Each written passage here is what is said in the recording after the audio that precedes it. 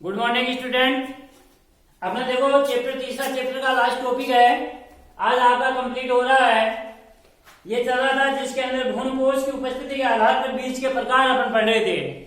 भ्रूण कोश की उपस्थिति के आधार पर बीज दो प्रकार के होते हैं, अभ्रूणपोषी बीज और भ्रूणपोषी बीज। पहला है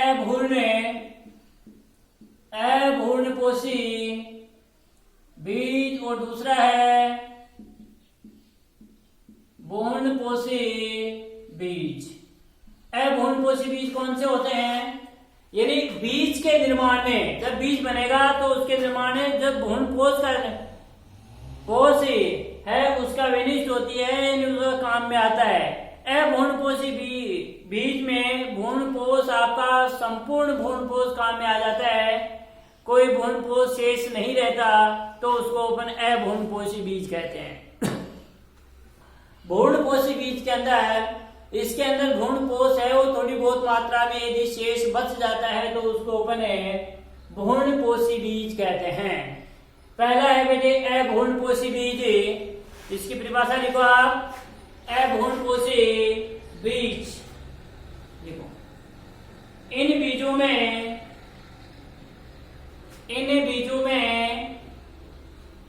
भ्रूण विकास के दौरान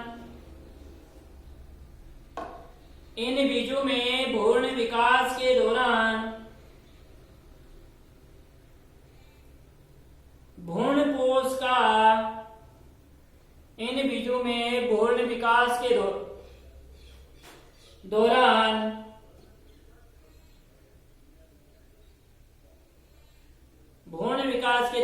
भ्रूणपोष का पूर्णतः उपयोग कर लिया जाता है। भ्रूणपोष का पूर्णतः उपयोग कर लिया जाता है। पूर्णतः उपयोग कर लिया जाता है। ऐसे बीजों को भ्रूणपोष रहित बीज कहते हैं। भ्रूणपोष रहित बीज कहते हैं। भ्रूणपोष रहित बीज को या अभ्रूणपोषी बीज कहते हैं। तो ऐसे बीजों को अभ्रूणपोषी बीज कहते हैं। एग्जाम्पल जैसे मटर,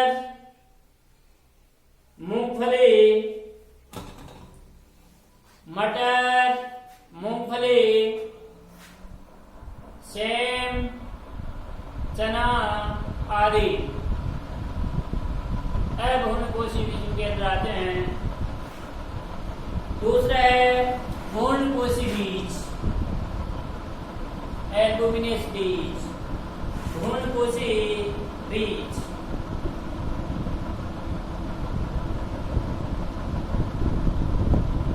देखो, भ्रूणपोषी बीज इन बीजों में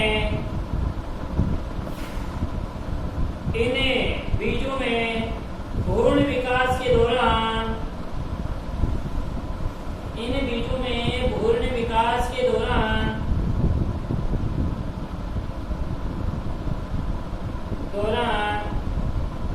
भ्रूणपोष का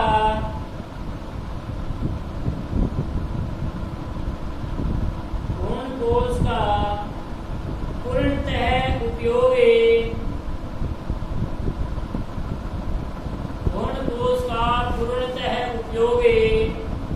नहीं होता है। पूर्णतः उपयोग नहीं होता है। तो ऐसे बीजों को भ्रूणपोषी बीज कहते हैं। ऐसे बीजों को भ्रूणपोषी बीज कहते हैं। एग्जाम्पल गेहूं है, मक्का,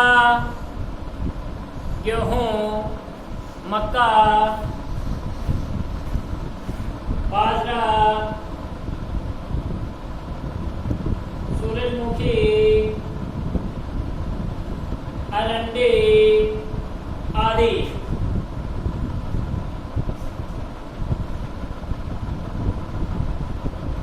अरंडी आदि।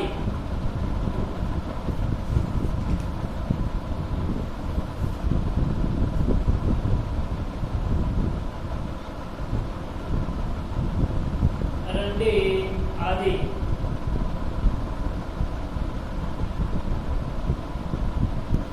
मेरा चेंज करके लिखना, ये बीज भ्रूणपोष सहित होते हैं। ये बीज भ्रूणपोष सहित होते हैं।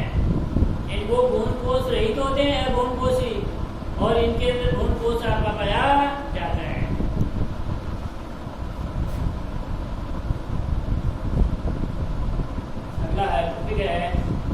अगला टॉपिक है देखो, बीजांड से मेरे बीज बनते हैं।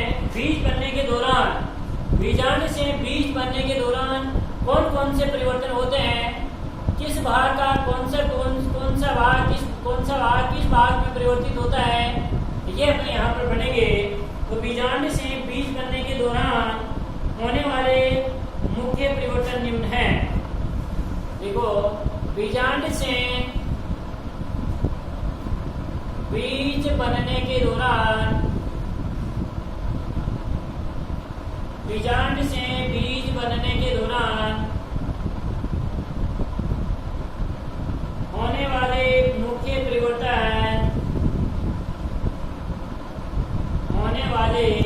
परिवर्तन, निम्न हैं।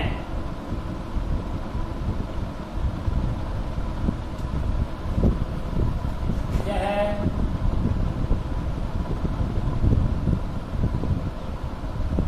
बीजांड के भाग, बीजांड के भाग हैं, और बीजांड के भाग, बीजांड बीज का भाग।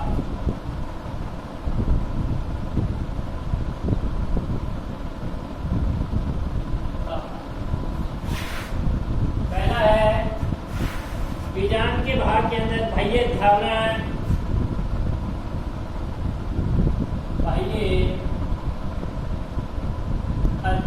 है। दूसरा है अंतःध्यावरण है। थर्ड है निभाग। फोर्थ है अंडद्वार।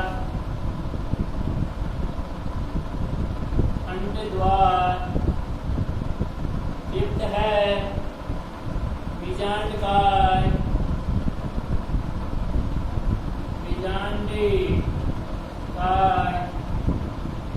और सिक्स है आपका अंडकोशिका।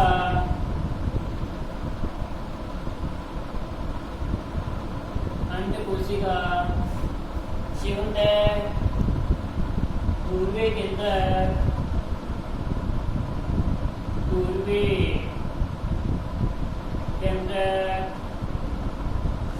एट है सहायक कोशिका।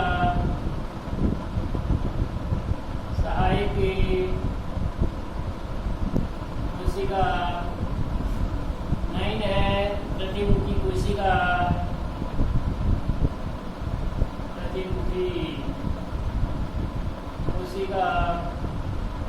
टेन है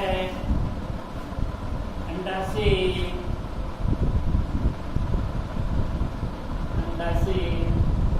और ये है आपका अंडाशय भित्ति।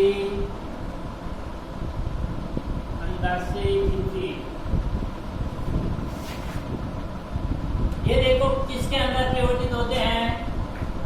बाह्य अध्यावरण से बीज का कौन सा भाग बनता है ये पढ़ेंगे। अंतःध्यावरण से बीज का कौन सा, निभाग से कौन सा, अंडद्वार से, बीजांडकाय से, अंडकोशिका से, पूर्वी केंद्रक से, सहायक कोशिका, प्रतिमुखी कोशिका और अंडाशय और फलभित्ति से कौन कौन से भाग के अंदर परिवर्तित होते हैं। ये देखो बेटे यहाँ पर पढ़ेंगे जो बाह्य अध्यावरण है, इससे बाह्य जोड़ का निर्माण हो रहा है जिसको टेस्टा कहते हैं। अंतःध्यावरण से अंतः जोड़ का, निभाग से निभाग का, अंडद्वार से बीज द्वार का, बीजांडकाय से भ्रूणकोश का, अंडकोशिका ये भ्रूण का, पूर्वी से भ्रूण कोशिका, सहायक कोशिका, प्रतिमुखी कोशिका दोनों विकसित हो जाती हैं। अंडाशय फल, अंडाशय फल भित्ति के अंदर परिवर्तित हो जाता है।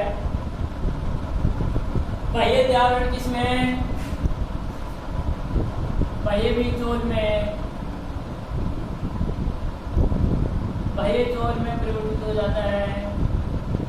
बाह्य द्रावण, बाह्य चोल, अंतर द्रावरण है, अंतर चोल इसको टेस्टा कहते हैं और इसको टेगमेन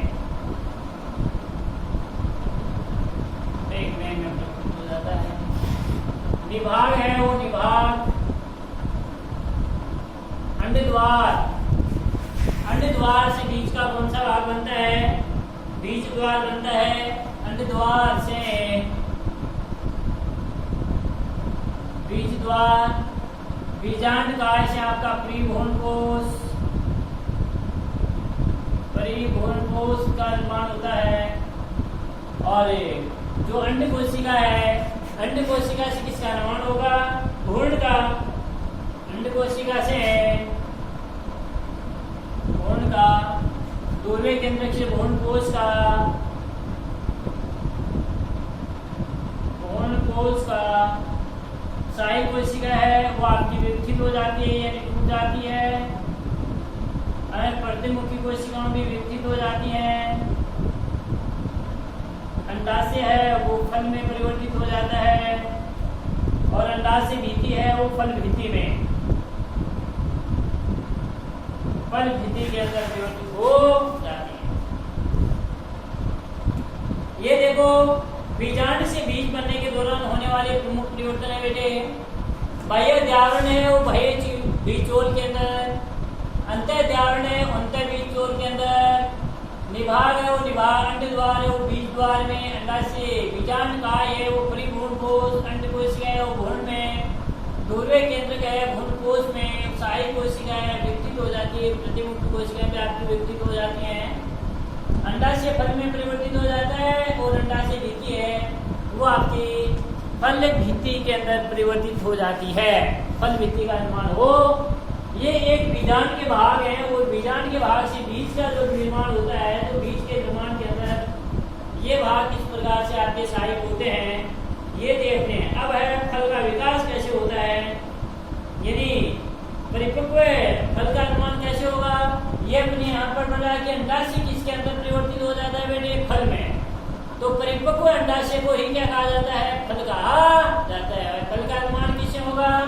अंडाशय से होगा। तो फल का विकास अपना टॉपिक है, फल का विकास।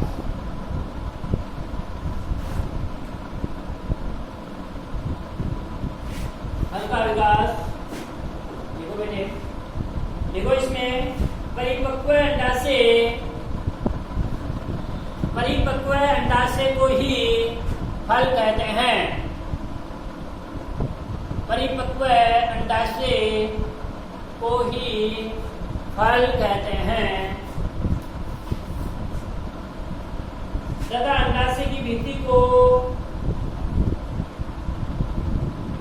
अंडाशय की भित्ति को फल भित्ति कहते हैं।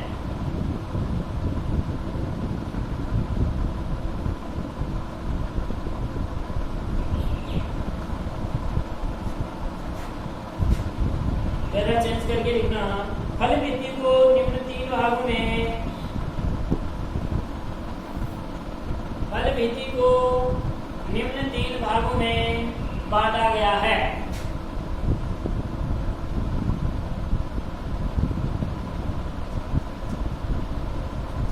पहले लिखो बेटे बाह्य फल भित्ति,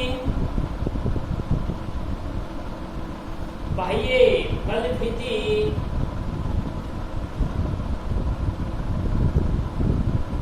दूसरी है सेकेंडरी मध्य फल भित्ति। पहली बाह्य फल भित्ति, दूसरी मध्य फल भित्ति और तीसरी है अंत फल भित्ति।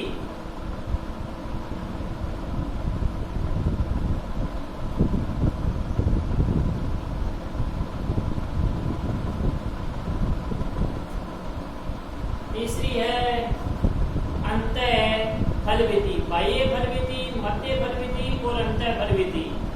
फल देखो बेटे दो प्रकार के होते हैं, फले दो प्रकार के होते हैं। एक जिसको अपन सत्य फल कहते हैं और दूसरा है असत्य फले या जिसको अपन आभासी फल कहते हैं। सत्य फल तो किसे कहते हैं, देखो सत्य फल वे फल जो जिससे अंडाशय से यदि फल का निर्माण होता है तो उसे फल को अपन सत्य फल कहते हैं। और आभासी फल उसके किसी अंडाशय को छोड़ करके पादप उसके अन्य भाग है जैसे बीजांड का है, इनसे यदि उत्पादन है, इससे यदि फल का निर्माण होता है तो उसको क्या कहते हैं, आभासी फल कहते हैं, आभासी फले कहते हैं। तो फले निम्न दो प्रकार के होते हैं। फर्स्ट लिखो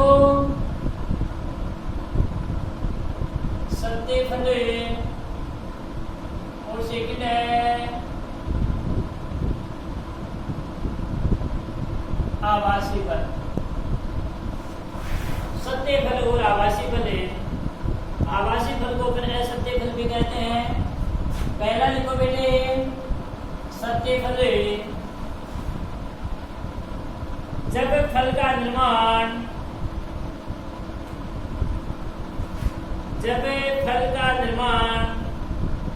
अंडाशय से होता है, जब फल का निर्माण अंडाशय से होता है तो इसे सत्य फल कहते हैं।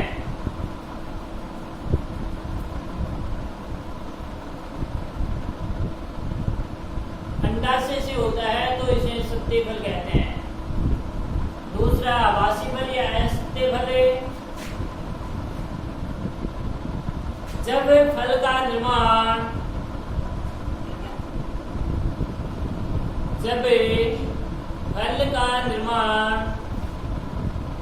अंडाशय से न होकर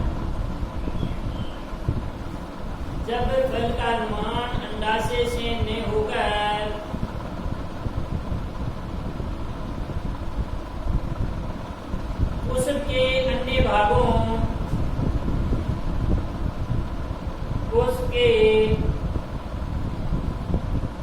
अन्य भागों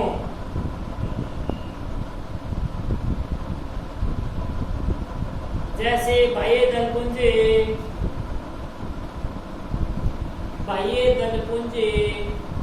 दलपुंज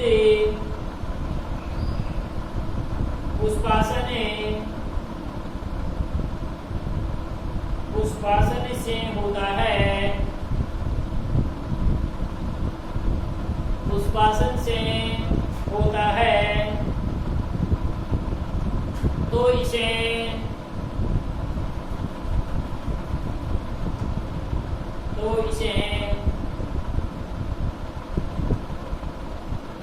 असत्य फल कहते हैं।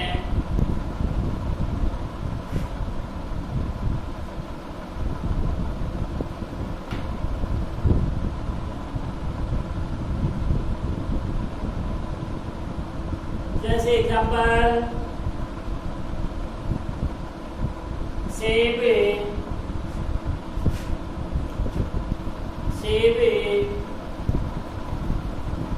अखरोट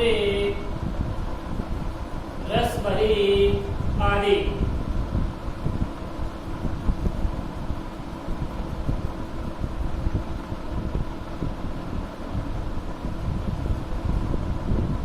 अगला है ये थे अपने सत्य और असत्य फल। अनिषेक फलन, अनिषेक फलन ये देखो पूछा जाता है बेटे अनिषेक फलन क्या है। इसे कहते हैं अनिषेक फलन है, यानी कभी कभी जो पात्र के अंदर अंडाशय होता है, अंडाशय बिना निषेचन के सीधे किसमें परिवर्तित हो जाता है, फल में परिवर्तित हो जाता है। यानी बिना निषेचन के किसका निर्माण कर देता है, आपका फल का निर्माण कर देता है, तो इसे अपन क्या कहते हैं, अनिषेक फलन कहते हैं। यानी जब अंडाशय बिना निषेचन के सीधा ही आपका किसमें परिवर्तित हो जाता है, फल में परिवर्तित हो जाता है,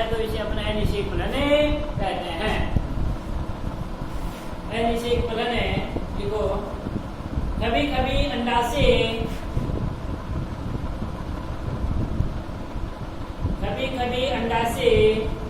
बिना निषेचन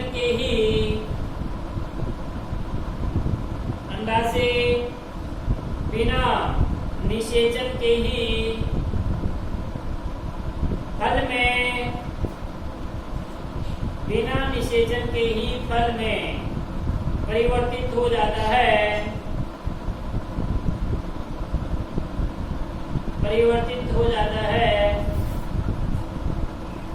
तो ऐसे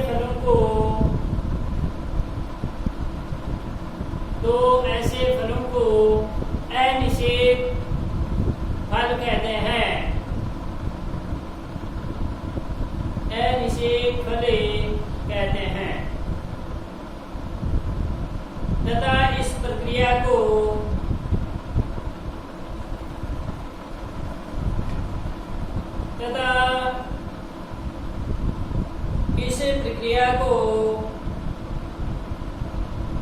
अनिषेक फलन कहते हैं।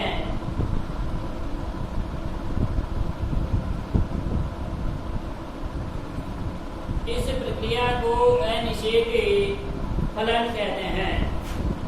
जैसे जो केला होता है आपका, इस केले के अंदर अनिषेक फलन पाया जाता है। जैसे एग्जाम्पल केला, बनाना।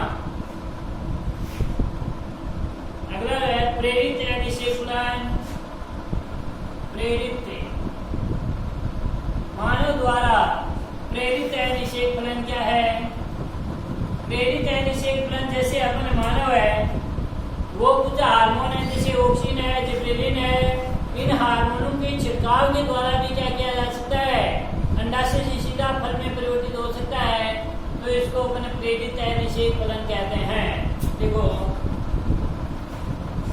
प्रेरित अनिषेक फलन है वर्तिकाग्र पर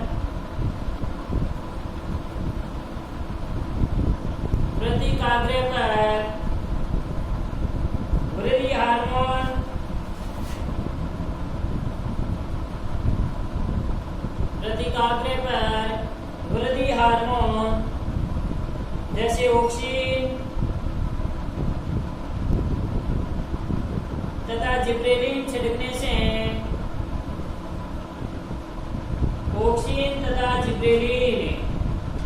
छिड़कने से अनिषेक फलन हो जाता है। अनिषेक फलन हो जाता है।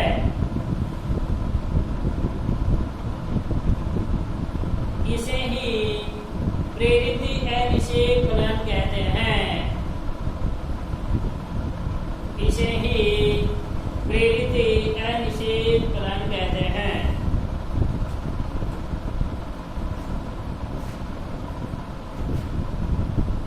ये धारणा प्रेरित अनिषेक फलन है। अब है अपना पादपों के अंदर पीढ़ी एकांतरण, यानी दोनों और पीढ़ी पादपों के जीवन चक्र में मुख्यतः आपकी दो प्रावस्थाएं पाई जाती हैं। एक बीजाणोद्भिद प्रावस्था और दूसरी युग्मकोद्भिद प्रावस्था। बीजाणोद्भिद जो प्रावस्था होती है वो अपनी द्विगुणित होती है, और युग्मकोद्भिद प्रावस्था होती है वो अपनी अगुणित होती है। पीढ़ी एकांतरण।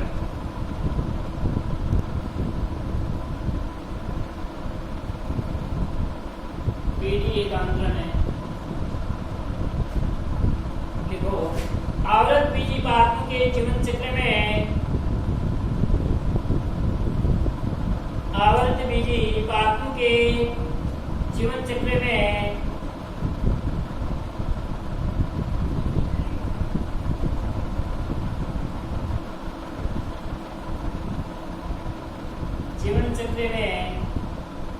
मुख्यतः दो प्रावस्थाएं होती हैं।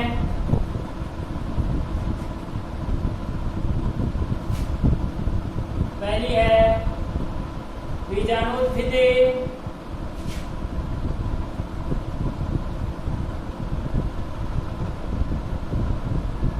बीजाणुद्भिद प्रावस्था, और दूसरी है युग्मकोद्भिद प्रावस्था। यह आपकी त्रिगुणित होती है, 2n होती है।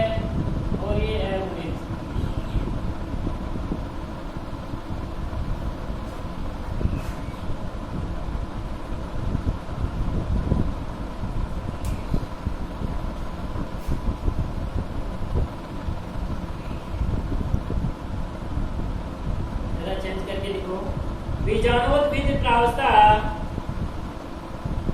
युग्मनज से विकसित होती है। बीजाणुओत्भिद प्रावस्था युग्मनज से विकसित होती है।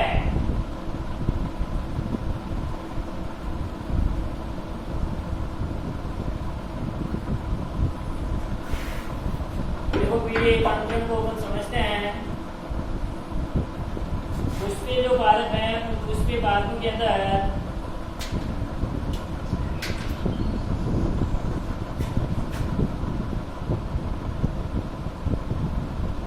पुष्पीय पादप तो एक आपके नर जननांग वाला भाग होता है पुष्पीय पादपों के अंदर, और दूसरा क्या होता है मादा जननांग वाला भाग। ये तो अपन सभी जानते हैं। नर जननांग वाले भाग से आपके पुंगेसर पुंगन का निर्माण होता है, और मादा जननांग वाले भाग से आपके मादा जननांग जायांग स्टिकेसर अंडक आदि का निर्माण होता है। एक नर जननांग भाग, नर जनन भाग, और ये आपका है मादा जनन भाग। नर जनन भाग और मादा जनन भाग, मादा जनन भाग से आपके गुरु बीजाणुकरण का निर्माण होगा। गुरु बीजाणुकरण और नर से लघु बीजाणुकरण। बीजाणुकरण लघु बीजाणु से लघु बीजाणुकरण से आपका किसका निर्माण होगा पुमंग का। पुमंग और गुरु बीजाणुकरण जायांग।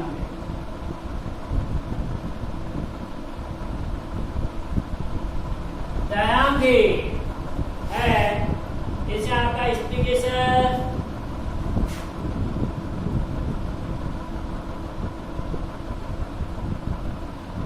स्टिकेसर से अंडक, और पुंगक में पुंकेसर,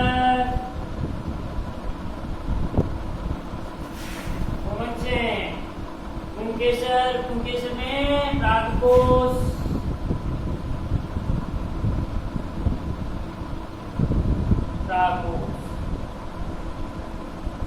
प्राकोष के अंदर देखो किसका निर्माण होगा लघु बीजाणु कहानी। लघु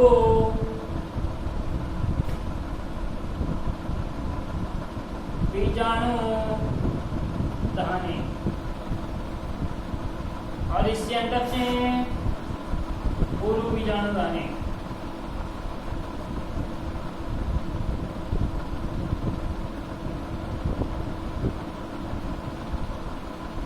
गुरु बीजाणु धने से है वो गुरु बीजाणु मातृ कोशिका का निर्माण होगा।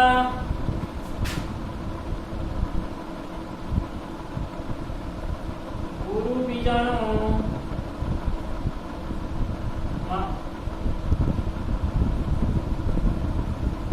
गुरु बीजाणु मातृ कोशिका मदर सेल, और इससे लघु बीजाणु से लघु बीजाणु मातृ कोशिका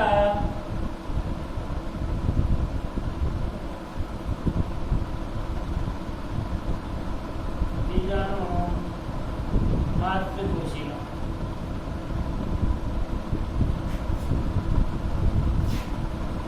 अब इनमें अर्धसूत्रीय विभाजन होगा। इसके दौरान गुरु बीजाणु मातृ कोशिका से गुरु बीजाणु बनेंगे, और लघु बीजाणु मातृ कोशिका से लघु बीजाणु का निर्माण होगा। लघु बीजाणु से लघु बीजाणु,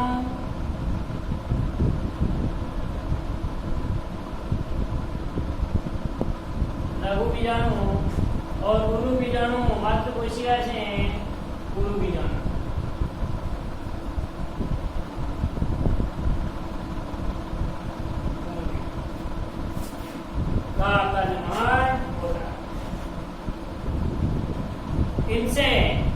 जो गुरु बीजाणु है उससे मादा युक्त कोष का निर्माण होता है।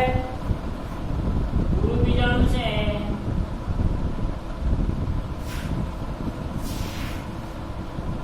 मादा युक्त कोष का निर्माण होता है।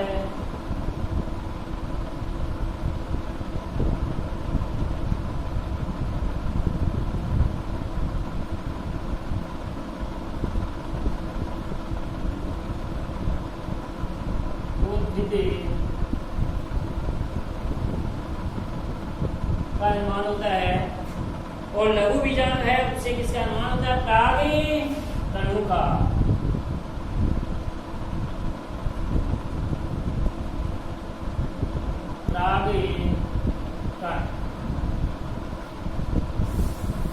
प्रागी तणु का निर्माण होता है।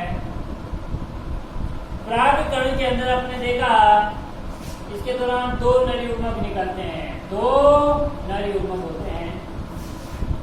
एक नर युग्मक है वो अंडकोशिका को संवेद करता है, नर युग्मक, और ये आपका दूसरा नरे युग्मक। एक नर युग्मक है वो अंडकोशिका को, और दूसरों किसको? नर युग्मक है वो ध्रुवीय कोशिका को संवेद करके किसका निर्माण करता है? प्राथमिक भ्रूण कोश का निर्माण करता है। मादा युग्मक को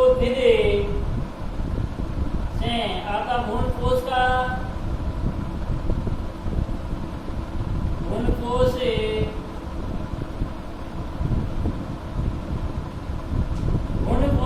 के अंदर देखो जो कोशिकाएं हैं वो अपने पटली है।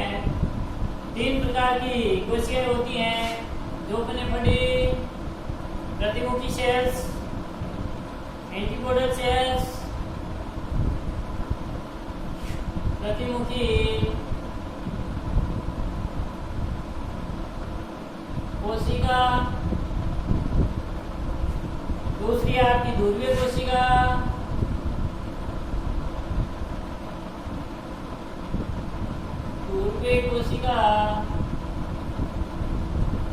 और तीसरी कौन सी थी?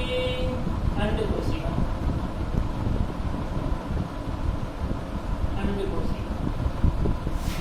तीन अपने पढ़े जो अंड कोशिका और एक नर युग्मक है वो तो किसका निर्माण करते हैं? ये अंड कोशिका और ये नर युग्मक आपस में संयुक्त करके किसका निर्माण करते हैं बेटे? युग्मनज का। किसका? युग्मनज। जो द्विगुणित होते हैं। एक दूसरा नर युग्मक है वो नर युग्मक, ये नर युग्मक और ये जो ध्रुवीय कोशिका है, ये ध्रुवीय कोशिका आपस में दोनों संयुक्त करके किसका निर्माण करते हैं? प्राथमिक भ्रूण कोश का निर्माण करते हैं। इसका प्राथमिक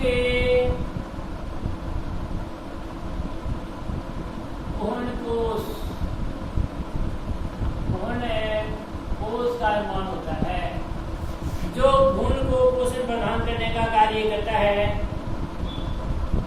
जो युग्मनज बना है, अभी युग्मनज से किसका निर्माण हो गया?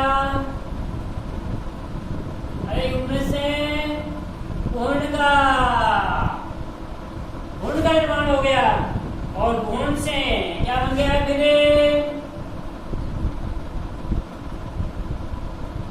फल बन गया। भ्रूण से फल का निर्माण हो गया। फल से किसका? फल में क्या है? बीज। और बीज से पुनः आपका पुष्पीय पादप आपका बने जाता है। इस भ्रूण को जो पोषण प्रदान करने का कार्य है, भ्रूण को पोषण प्रदान करने का कार्य कौन करते हैं? प्राथमिक भ्रूण कोश। ये प्राथमिक भ्रूण कोश बना है, प्राथमिक भ्रूण कोश है, इसको क्या करता है? पोषण प्रदान करता है। पोषण प्रदान करने का कार्य है इसका प्राथमिक भ्रूण कोश का। यहाँ पर देखो बेटे जो गुरु बीजाणु है, इस गुरु बीजाणु से मादा युग्म कोषपीठ का जब निर्माण होता है, इसके दौरान 4 पूर्व बीजाणु है वो बनते हैं, 3 पूर्व बीजाणु क्या हो जाते हैं, नष्ट हो जाते हैं, और 1 पूर्व बीजाणु है वो आपका सक्रिय रहता है। लिखो तो लिख लो, 3 पूर्व बीजाणु नष्ट हो जाते हैं, 1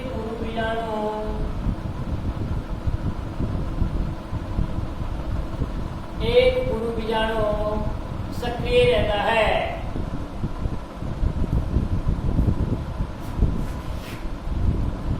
एक पूर्व बीजाणु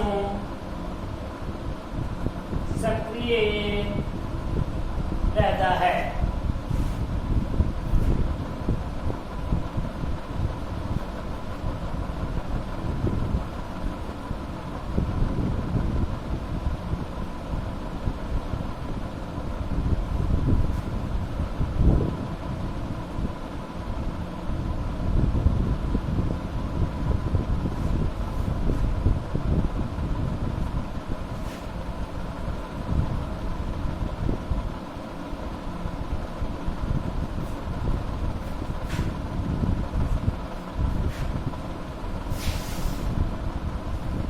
ये इनके अंदर अभियोजित होता है, अर्धसूत्री विभाजन होता है, ये बीजाणुद्भिदे